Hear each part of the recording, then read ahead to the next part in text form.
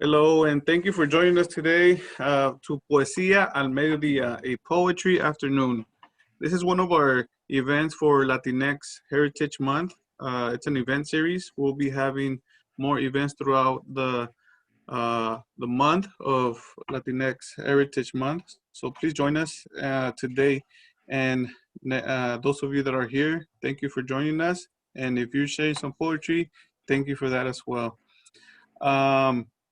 Today we will be having one of our guest speakers, Ernesto Garay, and then we'll have open mic. But before we continue, I want to share a little bit about what Latinx Heritage Month is, right? So according to a Hispanic Heritage Month.gov website, National Hispanic Heritage Month traditionally honors the cultures and contributions of both Hispanic and Latino Americans as we celebrate heritage rooted in all Latin American countries. During this month and throughout the year, the National Park Service and our partners share history, heritage, and accomplishments of Hispanic and Latino Americans of past and present. And this is very important to everyone, right? Because here at Woodland Community College, we want to acknowledge our students, our community, share resources, events, culture, and of course, community.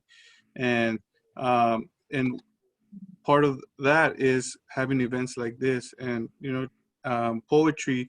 We selected to have a poetry event to highlight some of our our unheard voices or just anything that we could share and relate to in our community and with our students.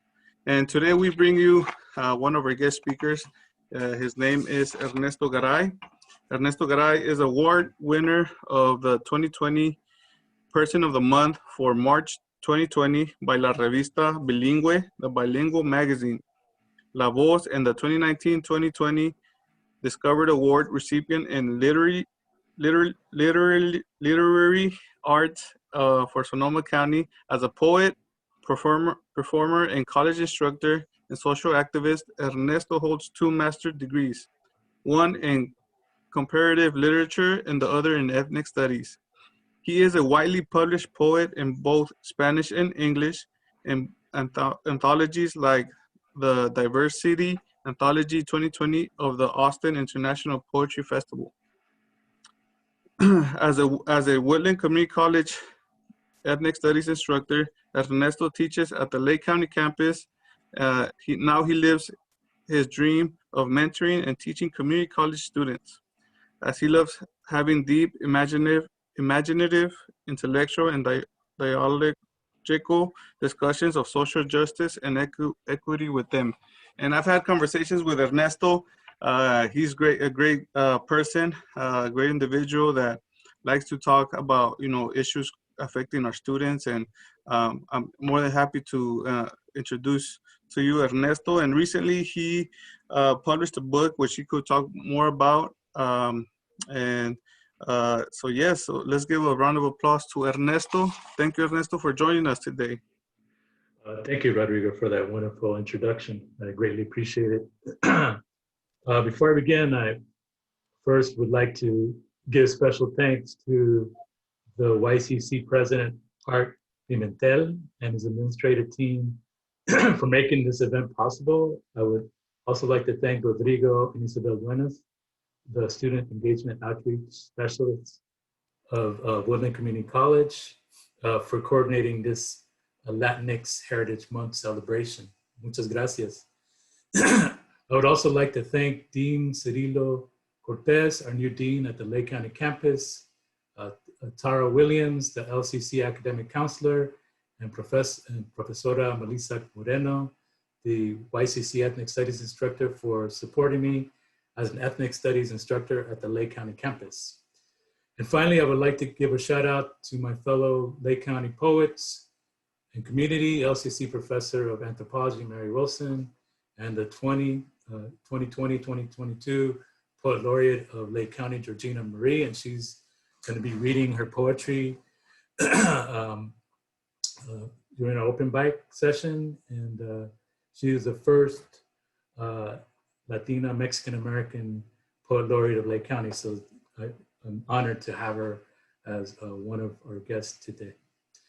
And last but not least, I'd like to give a shout out to the YCC Lake County and Colusa County student body.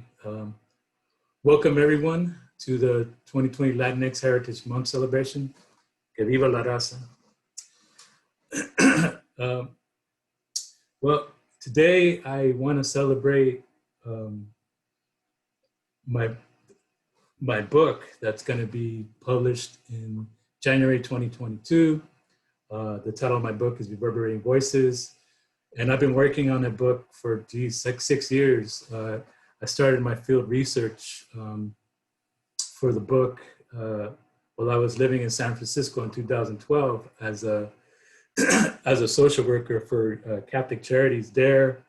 I had the honor of working with women that crossed the border from Central America and crossed over into Mexico and ended up in San Francisco.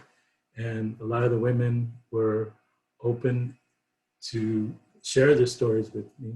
So some of the stories, some of the poems that I will read today are poems that were shared while I was a case manager for Catholic Charities from 2012 to 2014.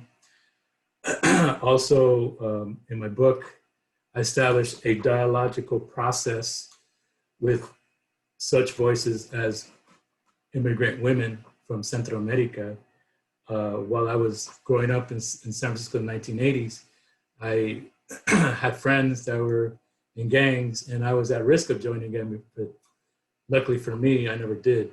My dad talked me out of it, and the rest is history, but I witnessed a lot of gang violence and also police brutality. And all those stories interwoven in the book establish a dialogue that speaks about the diasporic experience of Latinos that live in San Francisco, but also in Central America during the 1980s. So, and also in today's reading, I will also read some of the poems I've written most recently. I started writing my second book titled Breathe. It will come out probably within the next couple of years, but I'm documenting what is happening in regards to the pandemic involving things like police brutality and also the mass deaths that are impacting the Latino community in the United States and on a global scale. So welcome everyone. And I'm gonna open up my reading today with one of my favorite poems called Oh, Beautiful Monarch Butterfly. And the reason why I wrote about the monarch butterfly is my grandmother, Rafaela from Nicaragua, used to tell me stories about the monarch butterfly and how she encountered them while she was growing up in Granada, Nicaragua.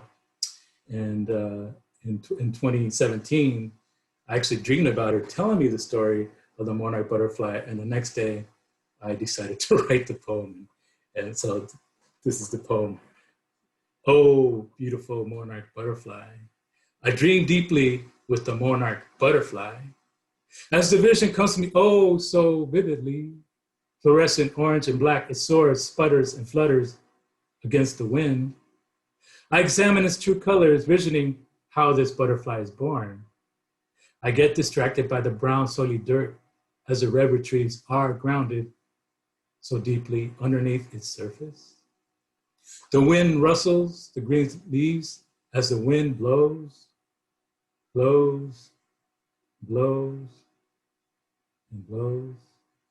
Then it comes to me like an idea that comes to the deep thinker that examines it like an endless feast for the senses. The monarch butterfly begins as a caterpillar creeping through the moist dirt as the sun feeds it with radiant power. Then it goes into chrysalis, converting into a pearl. The monarch butterfly sputters and sputters in front of my wide open eyes. It awes me with beauty that comes from ashes, some say. I've fallen upon the curtain of boundless sky. I greet the butterfly that didn't pour from the sky. This creature, a borderless butterfly, fluidly flying, feminine in nature, and can't fly over any barrier, A springtime sow flowers and borders, sowing seeds of peace for the global world.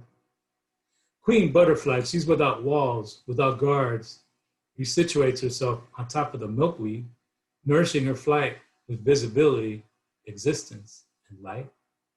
Monarch butterflies in swarm can move mountains. They are our physical ancestry, human, animal, reptile, shellfish plants, as well as the human consciousness. They frame all the raw material from gyration into stars, then planets and solar systems in full flight, shaking Earth, shaking Earth, shaking Earth. Two butterflies make love in front of my eyes, sparking memory of spirits of deceased ancestors who mysteriously reappear at the same time in the central hills of Mexico.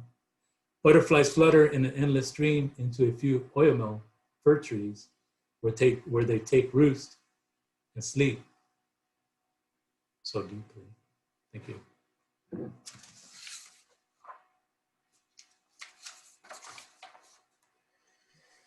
Thank you for sharing that, Ernesto. That was very, very deep and insightful. Thank you so much. Oh, thank you, Rodrigo. Thank you. This next poem is dedicated to my son Pacal, who I named after the Mayan king who ruled Palenque from 830 to 861. And I just decided to write about it and, and honor him, and honor his name and my ancestors. So it goes a little like this. Pacal, Pacal, need to hug you and need to kiss you on your smooth Mayan skin. Warm cosmic manifestation, baby silk smooth, cheapling flowers, cacao leaves, turquoise, a bendición y zampna, de la estrella dorada serpent god, gold blessings, numbres you gleam, de las cumbres you came, spirit you became. Jura de dentro, palenque, palenque saw, hands I bend to your face, king, kindred soul, sacred son of the sun goddess, cardiac flow, heart beats like a drum, beats hard, no hugs or kisses from others, COVID-19 asymptomatic blues, Pacal, Pacal, need to kiss and hug you. Thank you.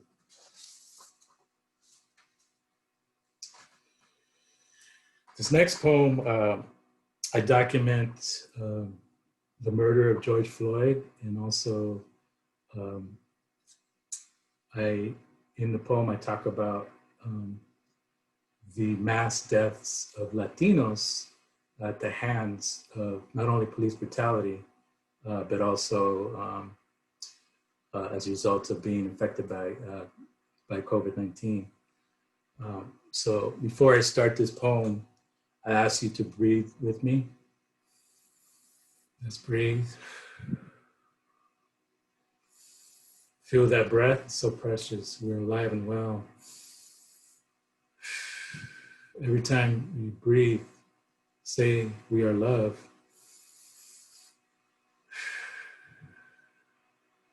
Let's breathe. Proud George Floyd, although your black neck crushed by the white cop's cancerous cold blue unrhythmic heart and killed you 8 minutes and 48 seconds. Police hold neck splintered and crushed into shattered, shrieking bones, not gone silent. May 25th, 2020, Minneapolis. He suffered and murdered you. A hate crime. Your last words, mama, mama, mama, need my mama. But you live on, you live on. Trayvon Martin, forehead down, red stains the lawn, gripping evidence, hitting home. The hoodie, the white shooter stated. For you, we march, hold hands, step forward and back against the dispirited military force of the police, ICE, Homeland Security, but we maneuver. March, commit anyways. Breonna Taylor, we write your name and inhale your breath. Today, our breath cannot be overpowered. Our skin cannot be bloodied collectively, cannot be carved off. Each hand, each body cannot be shackled to the chasm, slayer borders of mind and body. We are externally boisterous, not quiet, as blood-stained rose scattered with golden noose rope and silent dark shadows that cannot revert back. See us, Andy Lopez here. See us, Emmett Till here. With us, proud George Floyd, Trayvon Martin, Michael Brown. The black and brown body, sacred spirit, you live on. And Breonna Taylor, all breathe and sing songs of peace. In humble seeds beneath the intertwining tree roots, crack open the luminous light, essence, my ancestors, my palpitating portal, we mourn and harmonize.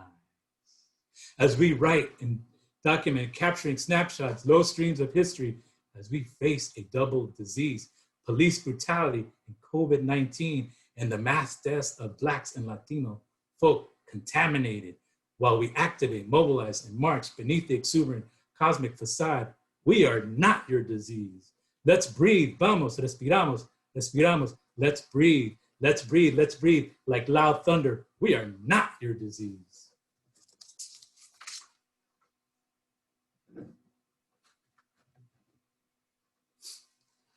This next poem is titled Lost in the Desert. It documents the 1980 survival of 8 Salvadorian compatriots that were abandoned in the desert by their coyote, and they were found in the Sonora Desert. And one of the ways they survived is rubbing deodorant on their bodies and drinking their own urine. Lost in the desert. We get desperate as the fierce Sonora Desert sears, as it somewhere hides the wells and become withered trees in its heart. Our water supply drying, now our bottles are history, and 12 Salvadorian compatriots died and lost forever. They were swallowed up by the fierce heat despite their efforts.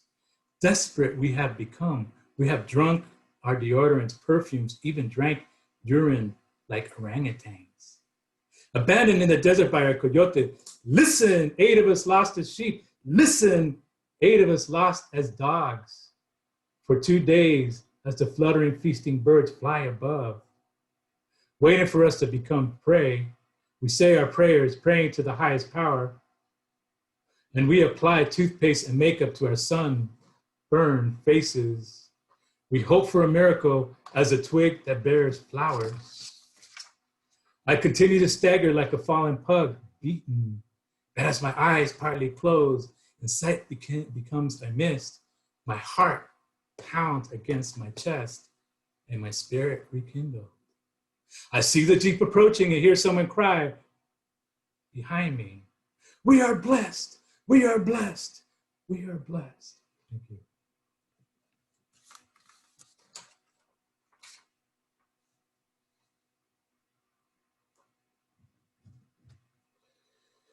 This next poem documents the displacement of guerrilleros and their struggle for peace in countries like Nicaragua and El Salvador.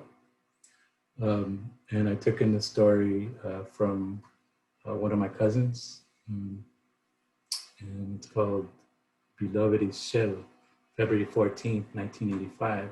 I'm writing you this short letter with intense emotions as we take a break from a dangerous guerrilla operation. Our mission was to hit and run, attacking an army battalion that surveils the mountain where our base is found. After a long walk through bombs and bullets, our group helped a wounded commander. We descended the mountain and continued our journey to the capital where the commander will receive medical treatment. We suffered no casualties, but the battalion had many. Luck was on our side, and my compañeros, and I are well prepared for guerrilla warfare. But beloved Ishel, despite how difficult and precious the war is, all things take on a feeling of faith. When I think of our love, about the day we were introduced to each other, about the covert missions in which we fought side by side, about the sacred ritual when we chose our names Ishel and Pacal in memory of our Mayan ancestry, and swore our love to each other for eternity, and that juntos we would fight for social justice, and that despite your absence, compañera, I continue to fight fearlessly with dignity and for libertad. I see the light of the mountaintop and wonder where you are and what distant place you may be sleeping.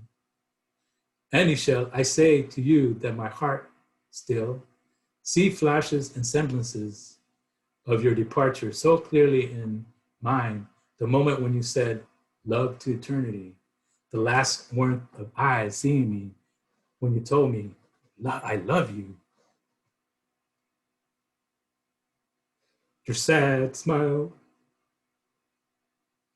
you whispered to me, adios, that I find comfort in knowing that all this is just an anomaly and an endless path of our love. Well, beloved Ishel, the break is over. The people call, the work continues.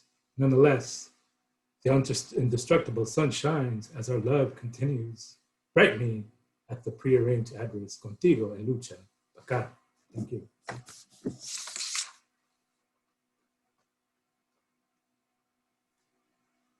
Sorry, that poem always gets me. It's a very beautiful poem. Gracias, Ernesto. Thanks.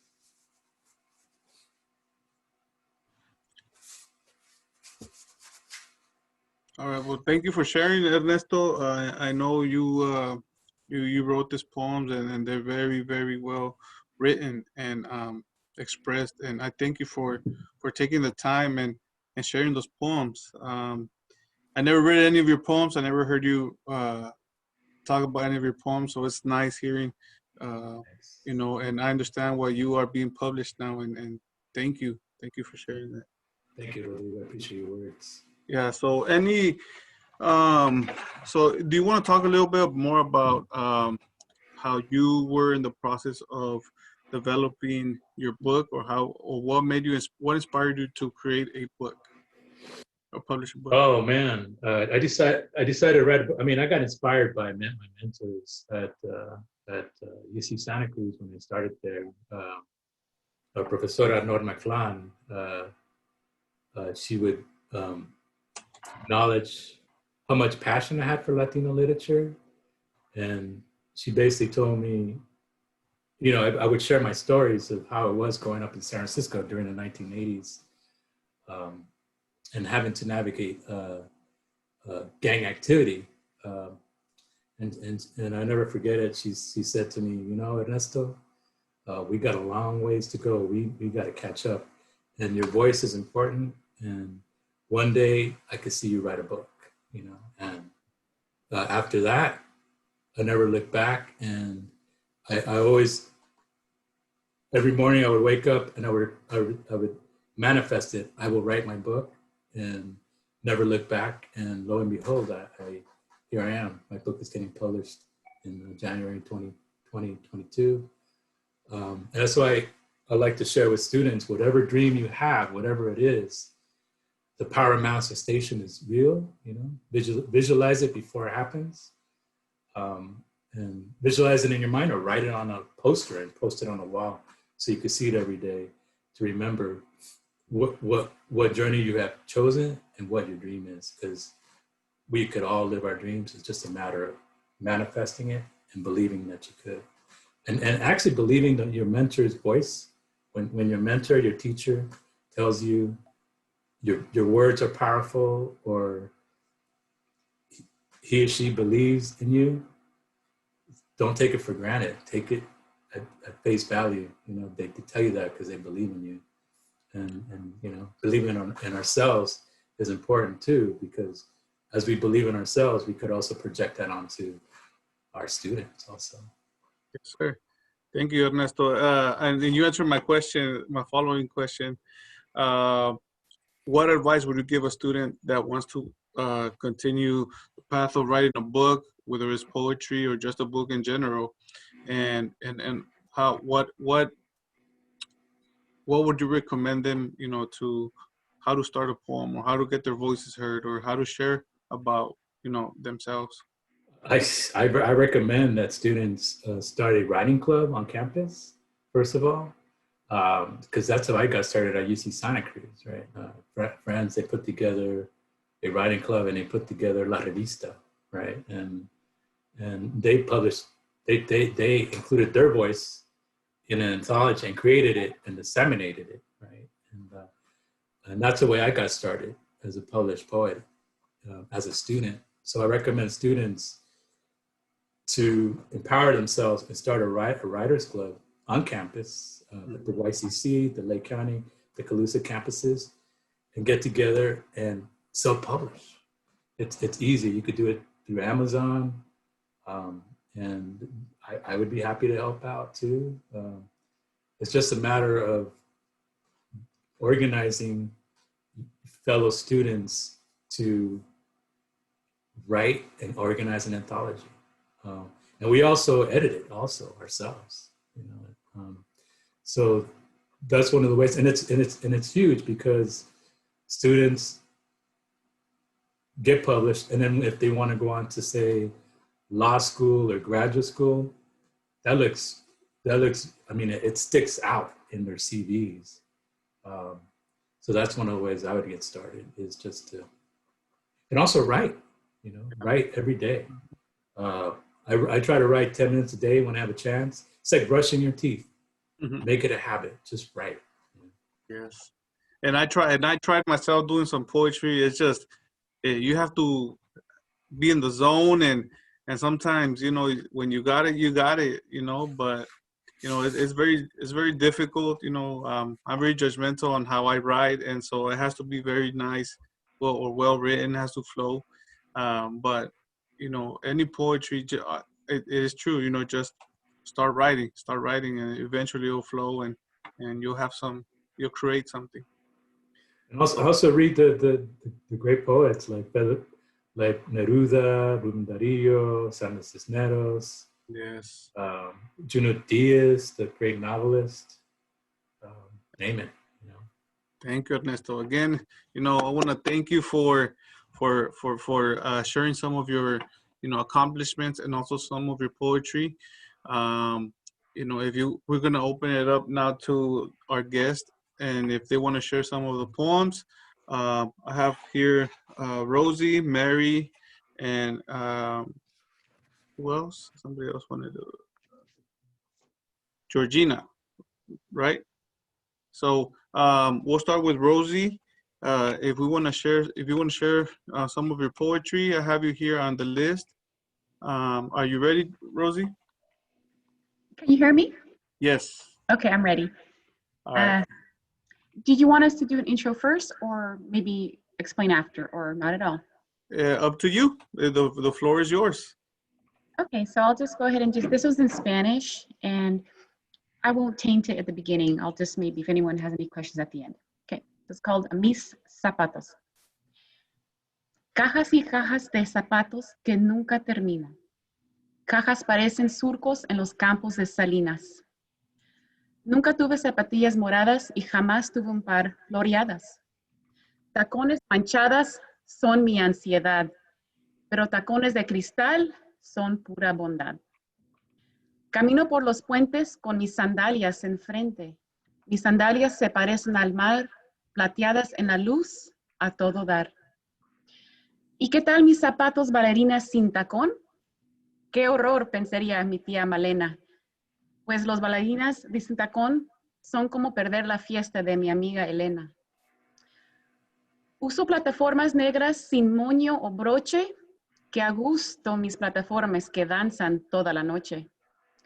¿Qué tal los deportivos en ellos que a gusto estoy?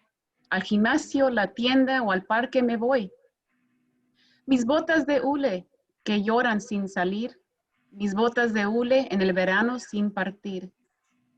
Pero todo cambia en la primera brisa, entonces las botinas me pongo deprisa. En mis huaraches viejos, cómodos y rotos, les pido por favor que no me tomen fotos. Hasta mis pantuflas, a veces con mi abrigo feo pero caliente, aunque se rían toda la gente. Zapatos y más zapatos, parece ser pura felicidad de ser mujer. Gracias. Thank you, Rosie. That was very nice. Any questions or anything for Rosie? and Ernesto. I know I forgot to mention, you know, if anybody had any questions towards Rosie and Ernesto, I just moved on to the next topic. I do apologize for that. Any questions for Rosie and Ernesto? All right. I think you could unmute yourself as well. All right. Thank you. All right, Mary, do you want to share your poem? Yes, I actually have two. They're not very long. The Okay. very first one, I wrote for my oldest daughter. She lives in Minneapolis, and I asked her in early June, how was she doing? And she goes, I just don't know how to live with what's going on. And she's she's a mother, and she was trying to figure out what to say to her son. So this is called The Next Right Thing. Decisions are difficult most of the time, but even harder now.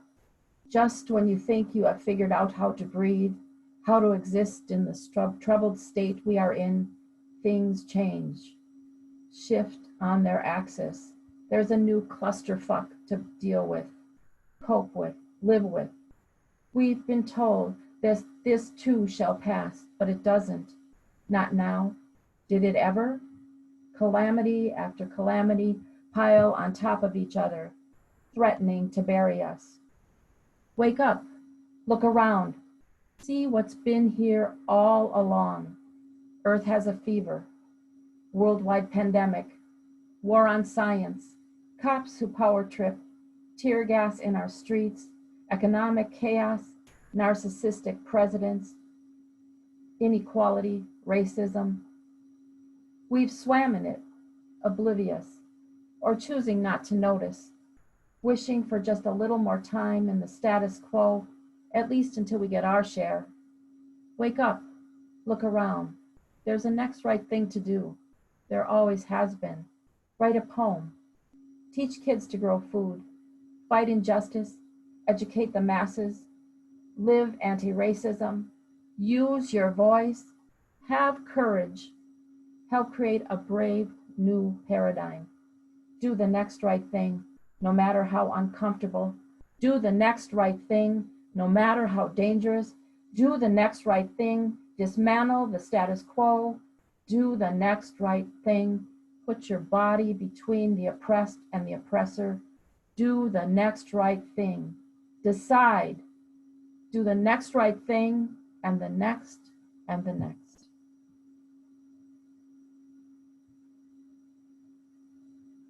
And this second one is written for my Elam sister.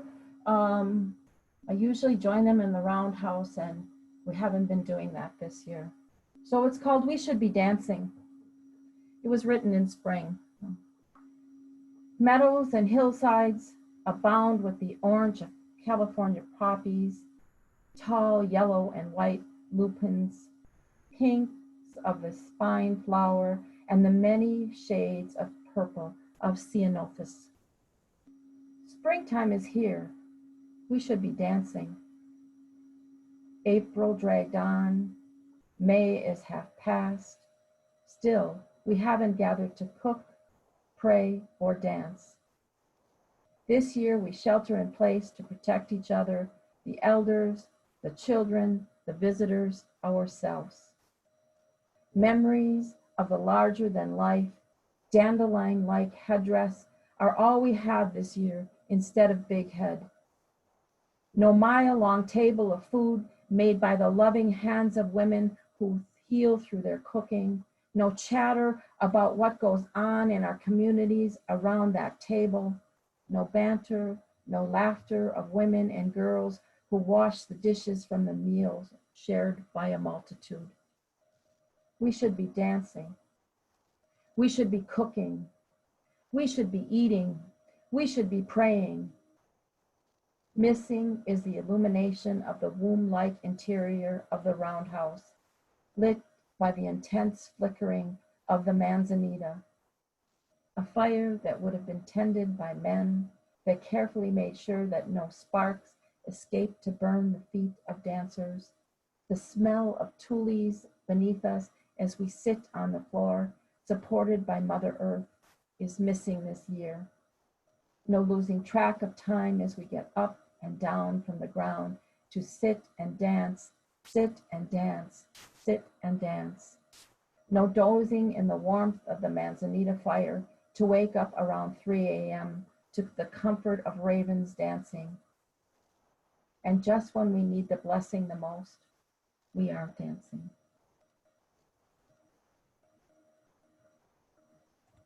Thank you for listening. I want to say one thing. If students want to learn to dance, Georgina runs a little writing workshop every other Wednesday night, and they are welcome to join. And it's a very supportive group, and we'd love to have more people writing with us. Wow, that's amazing. Yeah, thank you, Mary. And that was a very beautiful poem. Both of the poems. I like both of your poems. So thank you for sharing. And can you elaborate more on what, maybe Georgina, if you want to talk a little bit more about your workshops, that'll be nice. Especially, you know, right now, if they are virtual, if they're open to anybody, or is it just Lake County? Or, you know, if you want to share a little bit more about that, you're more than welcome to. I'll let Georgina do it. Okay. Mary, you said if anyone wanted to learn to dance. That made me laugh because I'm like, no, I don't teach dance. Did I say the wrong thing? I'm sorry. But yeah, thank you for having me, and for Ernesto and Mary for inviting me. Yeah, I do a virtual writing workshop for Lake County every other week. So I'm going to put my website in the chat, actually, if you all want to look it up. I have the information on my website. And I also have an event coming up in November that I'm planning for Dia de los Muertos. So it'll be a poetry reading and kind of a sharing circle to honor our loved ones. So I have a page on my website for upcoming events. You're welcome to share them. Everyone's welcome to attend. They're always free, open to the public. And likewise, I'd love to help support any poetry movement you have going on your campus. So feel free to keep in contact with me. All my contact information's on my website too. Nice, thank you. And one more thing I wanted to add to what Georgina said. For 10 weeks, she helped co-host a virtual open mic that was a collaborative event between the Lake County campus and the Middletown Art Center. So we did that in April and May, I think. Yeah. So.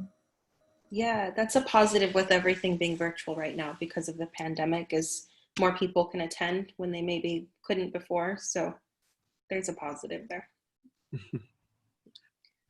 And do you want to share one of your poems with us? Yeah, I actually have two. Is there time, or should I just do one? Oh, yeah. No, yeah, you have time. Yeah. Okay. So this first one is called Let the River Run Brown. Frida Kahlo said, "Make pain be a talisman that heals." So I let it hang on my neck, braided into turquoise beads, intertwined with a kind of detachment as it makes itself known to the near world. It isn't sterling or gold or privileged, a charred symbol now, thanks to its emblem being burnt over time, burning like the lands of Lake County when we need water the most. I dreamt it rained and soothed the land, soothed the grinding and stirring of ache in my bones. This pain doesn't have a name or a voice. I try to speak of it, but my human mouth finds itself fraught with dirt, dry from a history of being buried underneath a language I cannot speak. I speak more Spanish than you, says the white woman with a laugh. You don't speak Spanish, but you're Mexican, says the Hispanic woman with a sneer. A discontent to poke and stick and stitch a patterned fabric tightly around my spirit. An unsettling reflection that I am not light enough to be American, not cultured enough to be Mexican, not full-blooded enough to be Native, but I am brown. Where does that leave me but aching for a place not to call home, but to call belonging? Thank you. And then I have one more. A lot of my poems are about grief. And my grandmother just passed away actually last week. So I wanted to read a poem that I actually wrote for my sister who passed a few years ago, but kind of relates as well. making a poem after fire.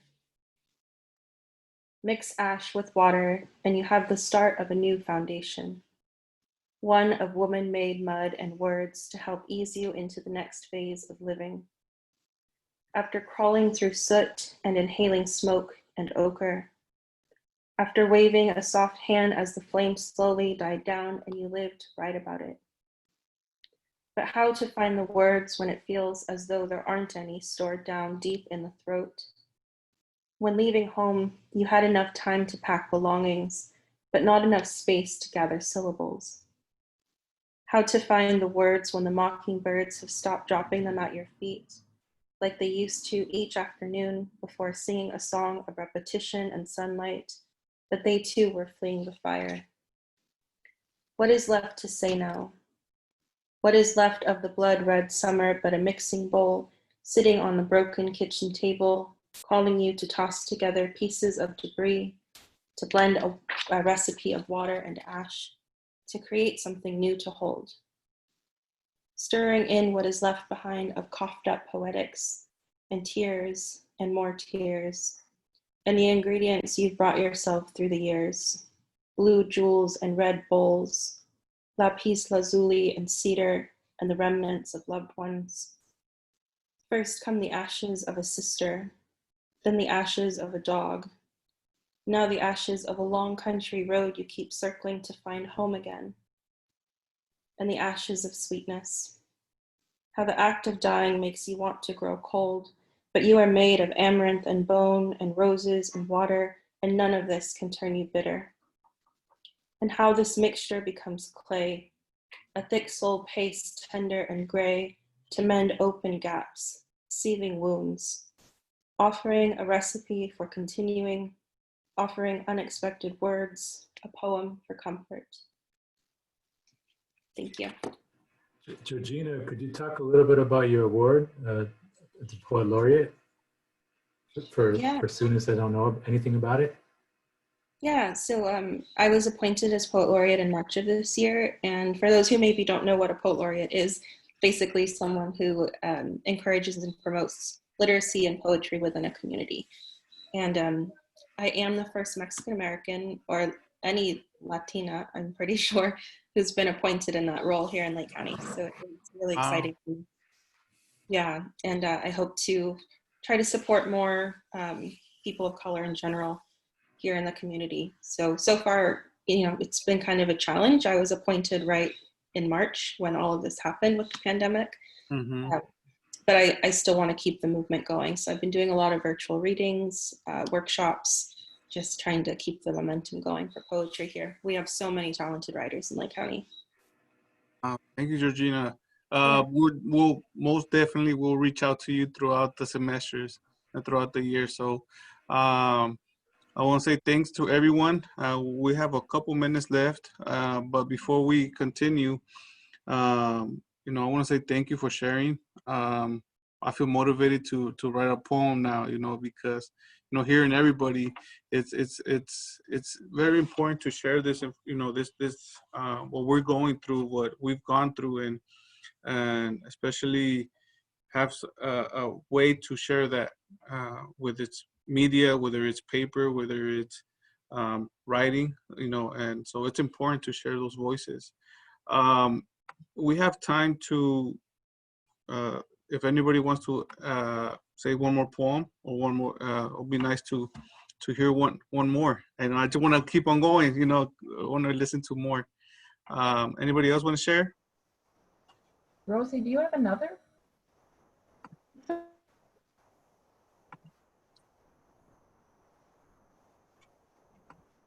I asked if Rosie had another because Oh, sorry about that. Too. I heard if someone has another, and I wasn't sure who they were talking about. So not to share, because I thought we'd only share one, so I have some more in my drawer. But this is the first time I've actually shared any of my poetry in a public space. So Wow. I just wanted to say thank you for the opportunity to do so. I'm one of those quiet behind the scenes people.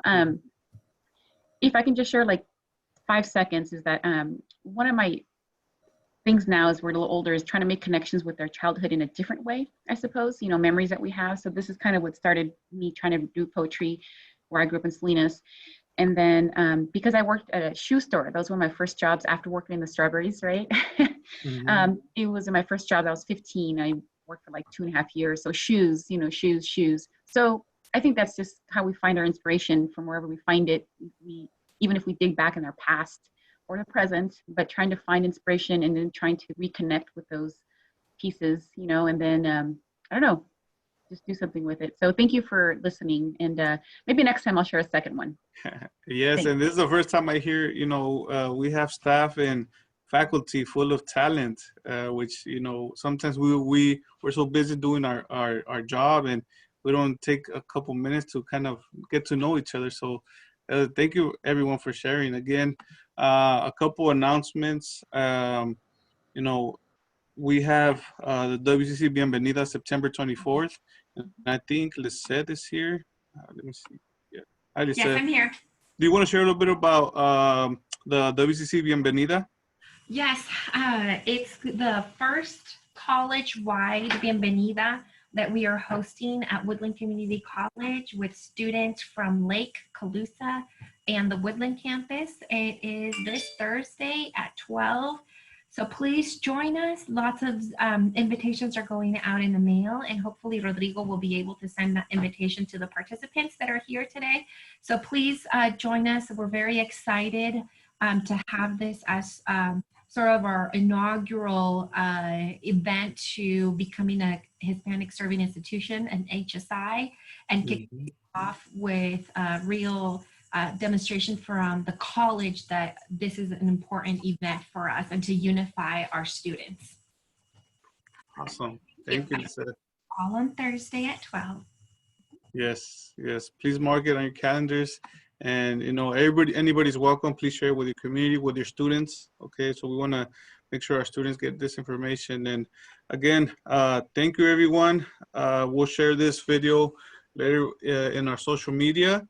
Thank you, those of you that shared, those of you that want to know more about poetry. We'll post more links about what we shared today. And other than that, thank you, everyone. Hope you have a good rest of your day. Thank you, everyone. Thank you. Thanks for coming out. Appreciate your support.